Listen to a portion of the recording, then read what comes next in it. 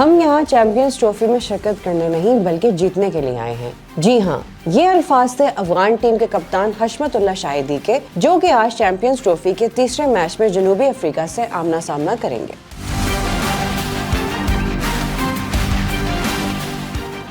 दोनों टीमें अब से कुछ देर बाद नेशनल स्टेडियम कराची में आमने सामने आएंगी। शायकीन तवक्को कर रहे हैं कि आज जनूबी अफ्रीका के ताबड़तोड़ बैटर्स और अफगानिस्तान के वर्ल्ड क्लास स्पिनर्स का कड़ा मुकाबला देखने को मिलेगा। जनूबी अफ्रीका के पास Tony de Zorzi, Heinrich Klaasen, David Miller, Tristan Stubbs और रॉसी वेंडरडूसन जैसे सूरमा बैटर्स हैं जो अच्छी बॉलिंग लाइंस को तहस नहस कर सकते हैं और इस वक्त सारे ही जबरदस्त फॉर्म में दिखाई देते हैं। ताहम जनूबी अफ्रीका की बॉलिंग पर सवालिया निशान बाकी है क्योंकि इनके बॉलर्स आउट ऑफ फॉर्म हैं। दूसरी जानिब अफगानिस्तान के पास स्पिनर्स की फौज है जिनमें राशिद खान, नूर अहमद, नंग्याला खरोटे और मोहम्मद नबी शामिल हैं, जो कि अपनी स्पिन बॉलिंग की जाल से अच्छी बैटिंग लाइन के परखचे उड़ा सकते हैं।